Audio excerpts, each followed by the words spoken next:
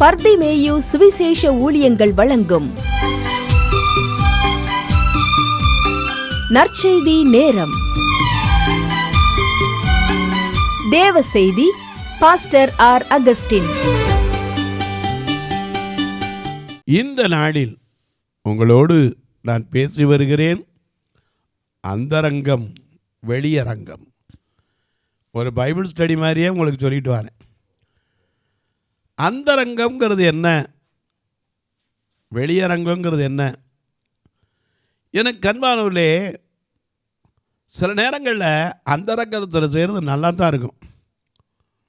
அது நல்லதாக இருக்கட்டும் கெட்டதாக இருக்கட்டும், கெட்டதும் கூட நல்லதாக தான் தெரியும். எப்படின்னு சொல்கிறேன். உங்கள் வேதாகமத்தை நீதிமொழிகளின் புஸ்தகத்தில் 9ஆம் அதிகாரத்தில் 17வது வசனத்தை கொஞ்சம் எல்லாரும் எடுக்கிறீங்களா? சாலமோனின் நீதிமொழிகள். ஏன்னா அவர் அனுபவத்தை இங்கே ஒரு வார்த்தை எழுதி வச்சுருக்காருன்னு கூட நான் நினைக்கிறேன். நீதிமொழிகளின் புஸ்தகம் 9ஆம் அதிகாரம் 17ஆம் வசனத்தில் மிக அழகாக எழுதப்பட்டிருக்கு. திருட்டு தண்ணீர். அது என்னதான்? வாசிங்க பார்க்கலாம். மதியீனனை நோக்கி திருட்டு தண்ணீர் தித்திக்கும். திருட்டு தண்ணீர் தித்திக்கும். அந்தரங்கத்தில் புசிக்கும் அப்பம் இன்பமா இருக்கும் என்று சொல்லி கூப்பிடுகிறாள். தனிமையில வாப்பா நல்லா இருக்கும்பா கூப்பிட்டு. இன்னைக்கு எத்தனை பேர் தங்களுடைய வாழ்க்கையில் சீர்கட்டு போனவர்கள். எனக்கு அன்பானவர்களே, நாம் மறந்துட்டோம். என்ன மறந்துட்டோம்? நாம் செய்கிற நன்மைக்கும் தீமைக்கும் பலன் உண்டு, நல்லதுக்கும் கெட்டதுக்கும் ஒரு தீர்ப்பு உண்டு. அதை மறந்துட்டோம். அதனால தான் பிரசங்கி எழுதி வச்சுட்டு போயிருக்காரு. ஏன்னா அவர் எல்லாத்தையும் செஞ்சு அனுபவிச்சுட்டு கடைசியில் உணர்ந்தவர். உதாரணமாக உங்கள் வேதத்தை பிரசங்கியின் புஸ்தகம் 2ஆம் அதிகாரத்திலே 4வது வசனத்திலேருந்து கொஞ்சம் திருப்பி வச்சுக்கிறீங்களா? அவரை போல ஒரு ஞானத்தில் அவர் செஞ்ச வேலை மாதிரி எவனும் செஞ்சுருக்க முடியாது. உங்கள் வேதத்தை எல்லாரும் தேடி எடுங்க. பிரசங்கியின் புஸ்தகம் 2ஆம் அதிகாரத்தை கையில் எடுத்துக்குவீங்களா? எல்லாரும் அப்படி எடுத்து தேடி எடுக்கிற வரைக்கும். கட்டடம் கட்டிடும் சிற்பிகள்டா, கட்டிடு போகிறோம் தேசுபுக்கா. கட்டடம் கட்டிடும் சிற்பிகள்டா, கட்டிடு போகிறோம் தேசுபுக்கா.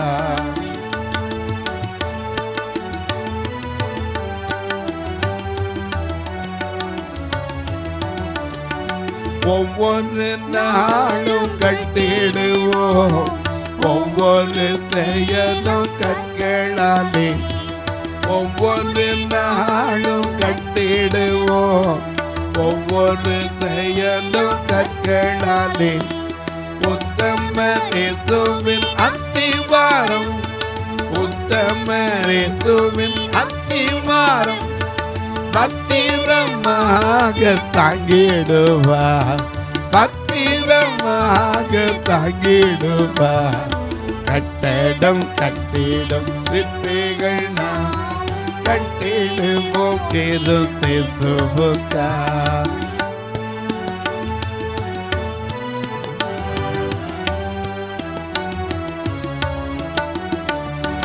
பாவமாய் மணலில் கட்டப்பட்ட பற்பல வீடுகள் வீழ்ந்திடுமே.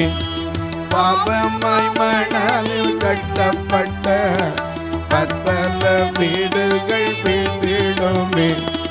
அவெல்லாம் இயேசுவின் வார்த்தை கேட்கும், அவெல்லாம் இயேசுவின் வார்த்தை கேட்கும். அவனே மூளை கல்லாகிடுவா, அவனே மூளை கல்லாகிடுவா. கட்டடம் கட்டிடும் சிற்பிகள், கட்டிடு போகிறோம் தேசுபுக்கா.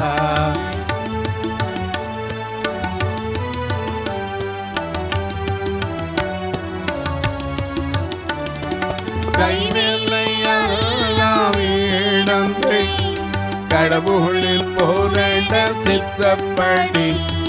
கைவேலையெல்லாம் தந்தை கடவுளில் பூரண சித்தப்படி கட்டிடும் சிறிய சிற்பிகள் நாம், கட்டிடும் சிறிய சிற்பிகள் நாம், கட்டிடுவோமே நித்தியத்திற்காய், கட்டிடுவோமே நித்தியத்திற்காய், கட்டடம் கட்டிடும் சிற்பிகள் நாம், கட்டிடுவோம் கிறிஸ்துவுக்காய். எல்லாம் எடுத்துட்டு பிரசங்கியின் புஸ்தகம் 2ஆம் அதிகாரம் 4ஆம் வசனத்தில் அதை பாருங்க. நான் பெரிய வேலைகளை செய்தேன். யாரு? சாலமோன் சொல்றாரு, நான் பெரிய வேலைகளை செய்தேன். எனக்காக வீடுகளை கட்டினேன். அதில் ஒன்றும் குறைச்சல்ல. ஏன்னா ஏகப்பட்ட வீடை கட்டினார். பார்வோனுடைய குமாரத்திக்கு மட்டும் ஒரு வீடு கட்டினா பரவாயில்ல.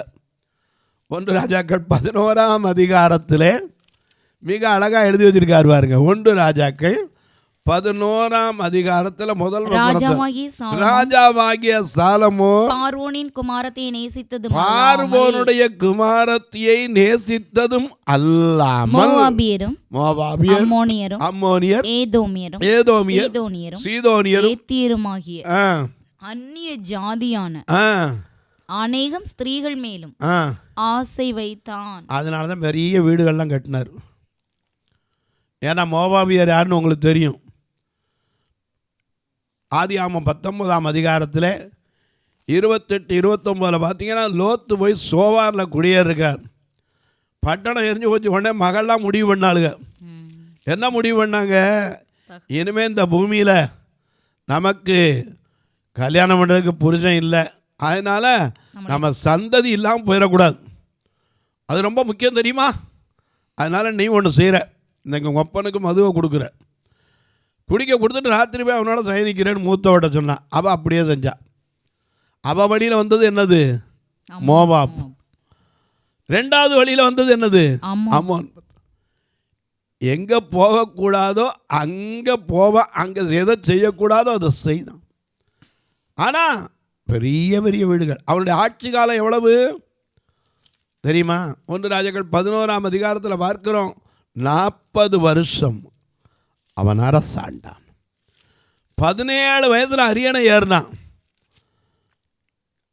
40 வருஷம் அரசாண்டதில் அவன் பெரிய சாதனை இங்கே எழுதியிருக்கார்.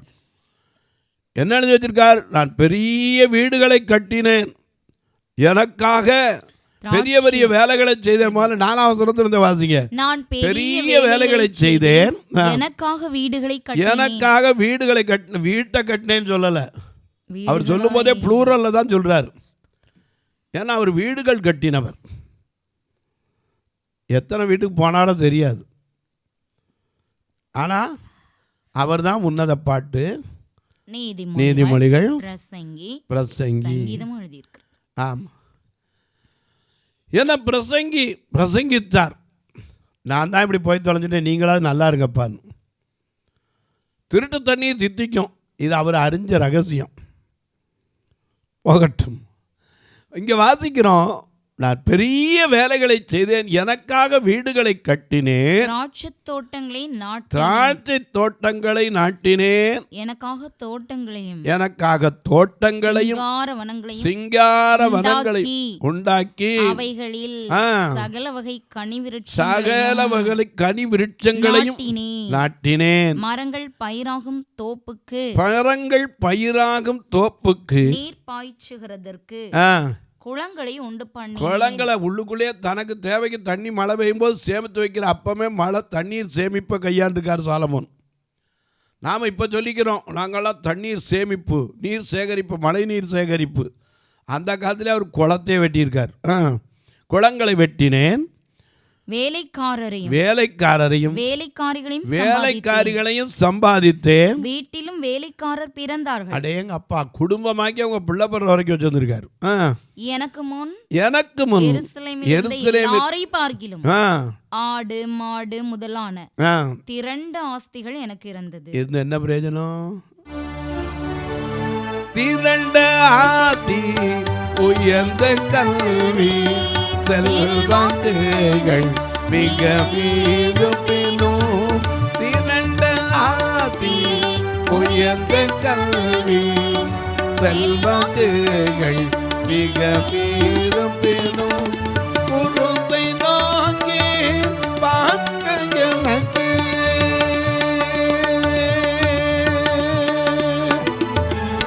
குருசை நோக்கி பார்க்க எனக்கு உரிய பெருமைகள் யாவும் அட்டமே உரிய பெருமைகள் யாவும் அட்டமே விந்தை கேரு ராஜா உங்கள் சிலுவையின் மேன்மை உங்கள் சிலுவையின் மேன்மை இந்த அன்பு அன்பு கீழா என்ன காணிக்கை இந்த அன்பு அன்பு கீழா என்ன காணிக்கை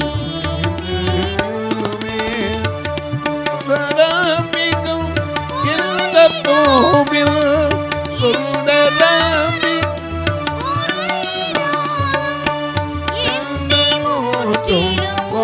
படைக்கிறேன் என்னை மோற்றிலும் படைக்கிறேன்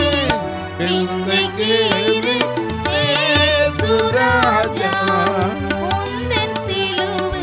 மேன்மை உந்தன் சிலுவையின் மேன்மை. ஐயா, திரண்ட ஆஸ்தி இருந்து என்ன பண்ண? பெரிய வேலையை பார்த்தாராம், வீடுகளை கட்டாராம், வேலைக்காரிகளை சம்பாதிச்சாராம், மரங்கள் பயிராகிறதுக்கு குளத்தையே வெட்டுனாராம், வேலைக்காரிகள் வீட்டிலையும் என்ன செஞ்சாங்களாம், பிறந்தாங்களாம். வாசிங்க. வீட்டிலும் வேலைக்காரர் பிறந்தார்கள். எனக்கு முன் எருசலேமில் இருந்த எல்லாரை பார்க்கிலும் ஆடு மாடு முதலான திரண்ட ஆஸ்திகள் எனக்கு இருந்தது. சரி, வெள்ளியையும் பொன்னையும் ராஜ சம்பத்தையும் மாகாணங்களில் உள்ள பொருட்களையும் சேகரித்தேன். சங்கீதக்காரரையும் சங்கீதக்காரிகளையும் மனுபுத்திரருக்கு இன்பமான பலவித வாத்தியங்களையும் சம்பாதித்தேன். நம்ம பார்க்காத வாத்தியம்லாம் சாலமோன் பார்த்துருக்கார். ஏன்னா அவ்வளோ வாத்தியங்களை அந்த காலத்தெல்லாம் வீணை இணையெல்லாம் கண்டுபிடிச்சானோ. ஏன்னா கேதுரு மரத்தை கொண்டாந்து நிறையா கட்டினவன். ஏகப்பட்ட வாத்தியங்கள். ஏன்னா மரத்தில் இருக்கிற வாத்தியம்தான். இன்றைக்கி என்ன தான் பிளாஸ்டிக் வந்தாலும் மரத்தில் இருக்கிற இதுக்கு மதிப்பிடாது. இப்போ தவேலா வாசிக்கிறாங்கன்னா பாருங்கள், பலாக்கட்டம்பாங்க, அதுக்கு ஒரு தனி மதிப்பு இருக்குது. கடம்பு மஞ்சள் கடம்பும்பாங்க. இப்படி ஒவ்வொருதுலேயும் இருக்குது. ஆனால் பலாவில் வர்ற அந்த பேஸு கிடைக்காது. மிருதங்கத்துக்கு அதே மாதிரி பாருங்கள், பலாவில் கட்டணும். இன்றைக்கி என்ன தான் சில்வரில் பாயா வந்தாலும் செம்பில் பாயா வந்தாலும் அந்த மரத்துக்கு ஈடாகாது. அவ்வளோ வாத்தியங்களை அவன் சம்பாதிச்சான். வாசிங்க.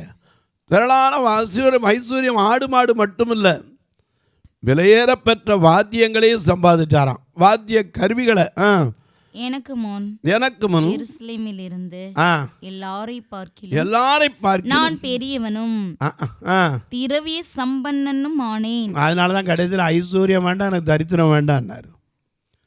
ஏன்னா எல்லாம் இருந்து அனுபவிச்ச பிறகு போதும்டான்னு இருப்பான். எனக்கு அன்பானுடைய திரவிய சம்பந்தனுமா இருந்தேன். என் ஞானமும் என்னோட கூட இருந்தது. வேற என்ன பிரயோஜனம்? அவர் ஞானம் அவர் கூட தான் இருக்கணும். என் கண்கள் இச்சித்தவைகளில் ஒன்றையும் நான் அவைகளுக்கு தடை பண்ணவில்லை. ஏன்னா அப்போ ஞானம் அவர் கூட தான் இருந்துக்கணும் சொன்னது நியாயம் தானே. அவர் என்ன ஆசைப்பட்டாரோ எதுக்கும் தடை பண்ணலை. ஏன்னா எல்லாம் படைத்தான், எல்லாம் மனுவுக்காக, ஒன்றையும் தடை பண்ணலை. என் கண்கள் என்ன இச்சித்தோ அதெல்லாம் எதை என்னதெல்லாம் தடை பண்ணல. என் இருதயத்திற்கு ஒரு சந்தோஷத்தையும் நான் வேண்டாம் என்று விலக்கவில்லை. நான் செய்த முயற்சிகளில் எல்லாம் என் மனம் மகிழ்ச்சி கொண்டிருந்தது. இதுவே என் பிரயாசங்கள் எல்லாவற்றினாலும் எனக்கு வந்த பலன். என் கைகள் செய்த சகல வேலைகளையும் நான் பட்ட எல்லா பிரயாசத்தையும் கண்ணோக்கி பார்த்தேன். இதோ இதோ எல்லாம் மாயை. சொந்தமில்ல பந்தமில்ல, வந்த வழி நிலையும் இல்ல, சோகந்தனை பகிர்ந்து கொள்ள தாகந்தீர்க்க யாரும் இல்ல. மாயைத்தா உலகம், மாயைத்தா மாயைத்தா உலகம், மாயைத்தா. சொந்தமில்ல பந்தமில்ல, வந்த வழி நிலையும் இல்ல, சோகந்தனை பகிர்ந்து கொள்ள தாகம் தீர்க்க யாரும் இல்ல. மாயைத்தா உலகம், மாயைத்தா மாயைத்தா உலகம், மாயைத்தா.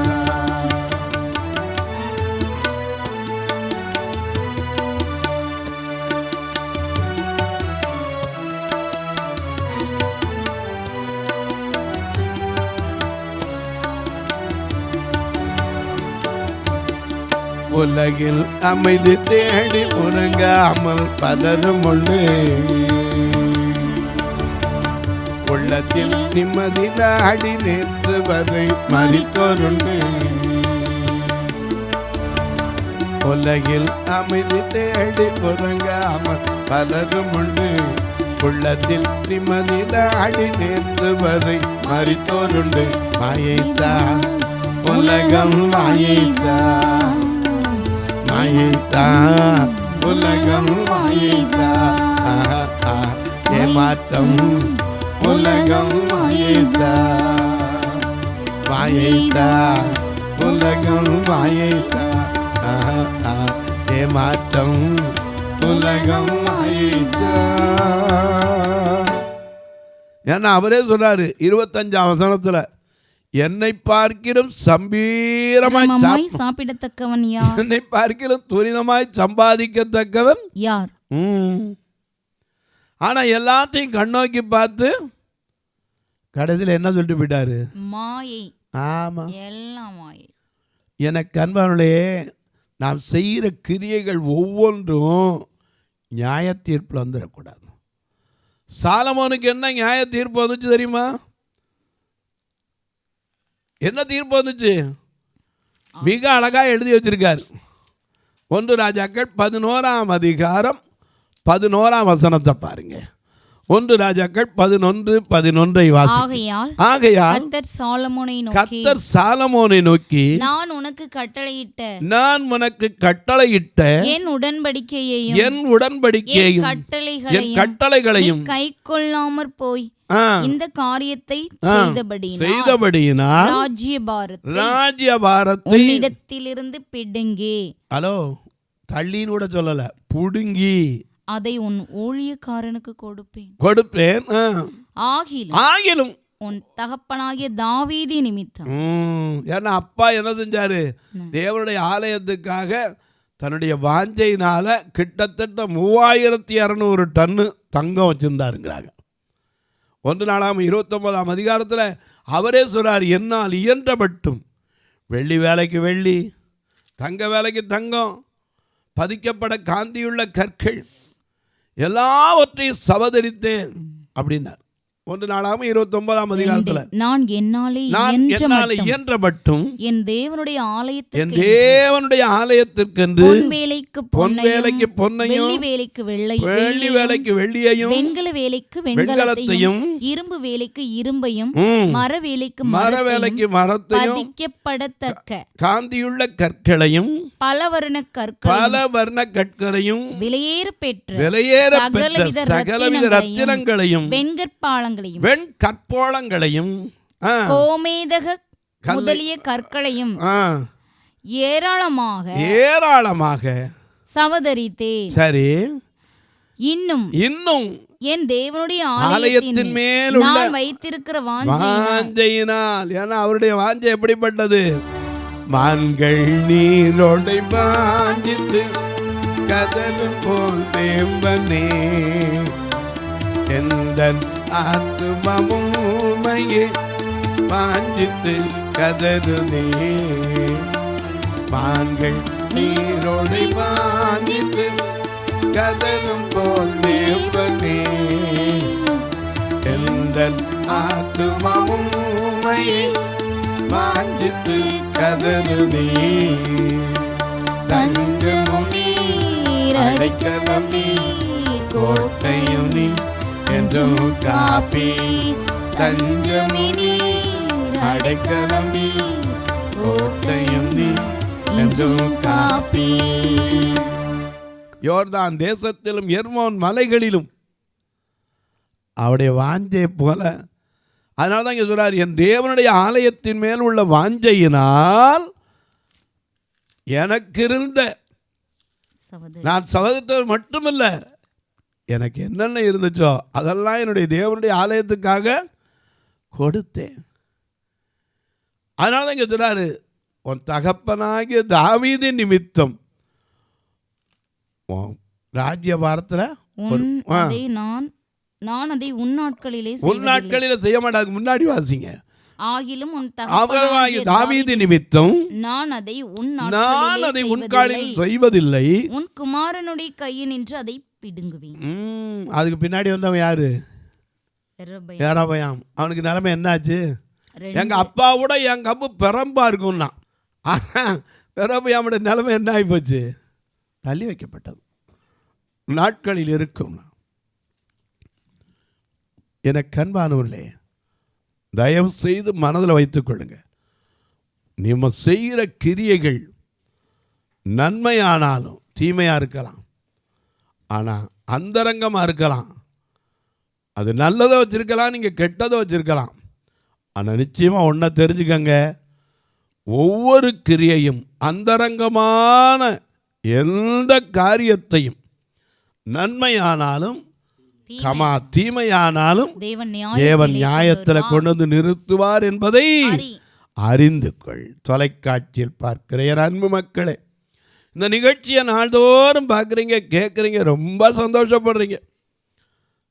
சிலர்லாம் கேட்குறீங்க, என்னையா உங்களுக்கு உண்மையிலே கண்ணு தெரியுமா தெரியாதான்லாம் கேட்குறீங்க. உங்கள் சந்தேகத்துக்கெல்லாம் நான் மருந்து சொல்ல முடியாது, வந்து பாருங்கள். ஏன்னா சந்தேகங்கிறது கொடிய நோய், புத்து நோயை மோசம். வந்து நேராக பார்த்தீங்கன்னா அப்புறம் சொல்லிங்க, ஆமாம் பிரதர், மற்றவனால கூலிங் கிளாஸ் கண்ணாடி போட்டு பேசுவான், நான் அது கூட பேசுகிறதில்ல. கோட்டு கிட்டு அந்த தொப்பி எதுவுமே வைக்கிறதில்ல, ஒரு ஒயிட் ஷர்ட்டை தவிர எதுவும் போட்டு பேசுகிறதில்ல.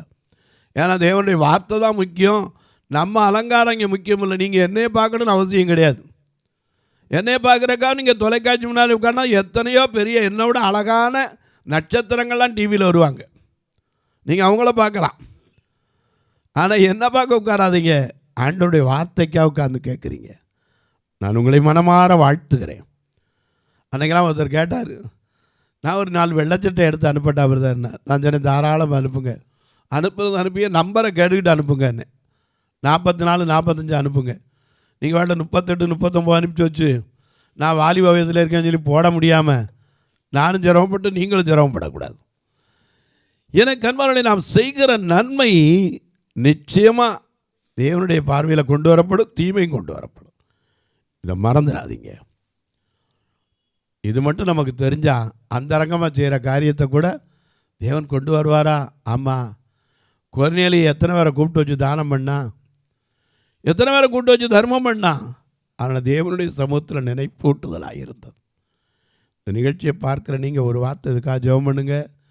கர்த்தர் ஏவினால் நீங்கள் இந்த ஆலயத்தில் ஆத்மாக்களை கூட்டு வர கூட வாரம் வாடகைக்கு தான் வேன் எடுக்கிறோம். ஜெபம் பண்ணுங்க, ஆண்டவரே, யாராவது பெரிய ஆசீர்வாதமாக உள்ள ஒரு மனுஷன் இந்த ஆலயத்துக்கு ஒரு வேனை வாங்கி வைக்கணும், நான் கடந்து போனாலும் அவர் பேர் இதில் நிற்கணும், இன்னார் இதை செஞ்சாங்கன்னு. இப்போ தங்குறதுக்கு இடப்பற்றாக்குறையினால் பார்வையற்ற அன்பு சகோதரிகள், வயதானவங்க, நான் வாலிபத்தை வைக்கிறது இல்லை, வயதானவங்களை, அதை மாதிரி விதவை தாய்மார்கள், இவர்களுக்காக ஒரு அறையை கட்டி வரோம். ஒரு சதுரடி 2300 800 சதுரடியில் கட்டணும்னு ஆசைப்பட்டு கட்டிட்டு வரோம். நீங்களும் கர்த்தர் ஏவினால் இதற்கென்று உதவலாம். ஆலயத்தில் வர்ற ஒவ்வொரு ஞாயிற்றுக்கிழமையும் யாரையும் சாப்பிடாமல் அனுப்புறதில்லை, அங்கேயே இருக்கிறவங்களும் உண்டு, இவங்களுக்கு தினந்தோறும் அங்கே சாப்பாடு உண்டு. நீங்கள் தாராளமாக கர்த்தர் ஏவினால் இதற்கென்று உதவலாம். உங்கள் பிறந்த நாள், திருமண நாள் போன்ற நல்ல நாட்களில் ஒரு நல்ல உணவு கொடுக்க, உடை கொடுக்க, ஊன்றுகோல் கொடுக்க, ஒரு கட்டுமான பணிக்கு, ஒரு தொலைக்காட்சி நிகழ்ச்சிக்கு, இல்லை இவங்களை அழைத்துட்டு வர்றதுக்கு ஆத்ம ஆதாயத்திற்கு கொடுக்கலாம். எப்படி பிரதர் இதில் 2 நம்பர் வந்துக்கிட்டே இருக்கும், ஜிபே, ஃபோன்பே. இது வழியாக நீங்கள் தொடர்பு கொள்ளலாம், என்கிட்ட கேளுங்க. ஒருவேளை கணக்கு வைக்கிறதுக்கு வாய்ப்புன்னா நாங்கள் செய்யலான்னா தாராளமாக அதுக்கு வழி உண்டு, கேளுங்க, சொல்லித்தரேன். உங்கள் ஜெபக்காரி எது இருந்தாலும் காலை 10லேருந்து 5க்குள்ளே எப்போ இப்போ உங்களுக்காக ஜெபிக்கட்டுமா? நல்ல பிதாவே, நன்றியோடு துதிக்கிறோம் சுவாமி. இந்த மனமகிழ்ச்சியான நல்ல நாளில் அந்தரங்கம் வெளியரங்கம் இதை குறித்து நாங்கள் தியானித்து வருகிறோம் சுவாமி. ஒவ்வொரு குடும்பத்திலும் வெளியரங்கமாக கணவன் மனைவிக்குள் அன்பு இருக்கவும், அந்தரங்கங்கள் வேண்டாம் சுவாமி. அந்தரங்கமாக வைக்க வேண்டிய காரியங்களை மட்டும் வைக்க கற்றுக் கொடுங்க. வைக்கக்கூடாத காரியங்களை வெளியரங்கம் காக்கக்கூடிய தைரியத்தை கொடுங்க. ஒவ்வொருடைய கண்ணீர் கவலைகள் மாறட்டும், வேதனைகள் விலகட்டும், வியாதிகள் மறையட்டும். வானத்திற்கும் பூமிக்கும் சகல அதிகாரம் கொண்ட இயேசு கிறிஸ்துவின் ஈடு இடையற்ற வல்லமையுள்ள நாமத்தில் ஜெபிக்கிறேன் நல்ல பிதாவே, ஆமென். சபை ஆராதனை ஞாயிறு காலை 10 மணி முதல் 12 மணி வரை. இடம் பர்திமேயு சுவிசேஷ ஆலயம், அன்னை சத்யா நகர், இளமனூர் அஞ்சல், சக்கிமங்கலம் வழி, மதுரை மாவட்டம். பின்கோட் 625201 மற்றும் பர்திமேயு சுவிசேஷ ஜெப வீடு, plot number 107, Eden garden, Muthur, Tirunelveli. Pincode 627011. சிறப்பு உபவாச கூட்டம் ஒவ்வொரு மாதமும் 2வது சனிக்கிழமை காலை 10 மணி முதல் 1 மணி வரை நாகர்கோவில் YMCA ஹாலில் வைத்து நடைபெறுகிறது. மற்றும் ஒவ்வொரு மாதமும் 4வது சனிக்கிழமை காலை 10 மணி முதல் 1 மணி வரை திருநெல்வேலி புதிய பேருந்து நிலையம் அருகில் உள்ள கிரேஸ் ஹாலில் வைத்து நடைபெறுகிறது. எங்கள் எல்லா ஆராதனைகளிலும் கலந்து கொண்டு தேவனை மகிமைப்படுத்த அன்பாய் அழைக்கிறோம். உங்கள் உதாரத்துவமான காணிக்கைகளினால் இவ்வூழியத்தை தாங்க விரும்பினால் R Augustine, account number 5021364331, IFSC code IDIB 000B066, Indian bank, BP Kulam, Madurai. GPay number 9842181917, BGM ministries மற்றும் 9442559772, பிளைண்ட் மினிஸ்ட்ரீஸ் அகஸ்டின். உங்கள் தொடர்புக்கு பாஸ்டர் ஆர் அகஸ்டின், பர்திமேயு சுவிசேஷ ஊழியங்கள், நாகமலை, புதுக்கோட்டை, மதுரை 625019. தொலைபேசி எண்கள் 9842181917 மற்றும் 9442559772. கர்த்தர் தாமே உங்களை ஆசீர்வதிப்பாராக.